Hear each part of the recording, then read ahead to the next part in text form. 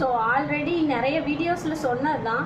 இப்போ வந்து பார்த்தீங்கன்னா இந்த இடமும் கை ஜாயின் பண்ணியிருக்க இடமும் இந்த இடமும் கொஞ்சம் கூட குறைவாக இருக்குது. உங்களுக்கு பார்த்தாலே தெரியும் இந்த கேப் வந்து எக்ஸஸாக இருக்குது.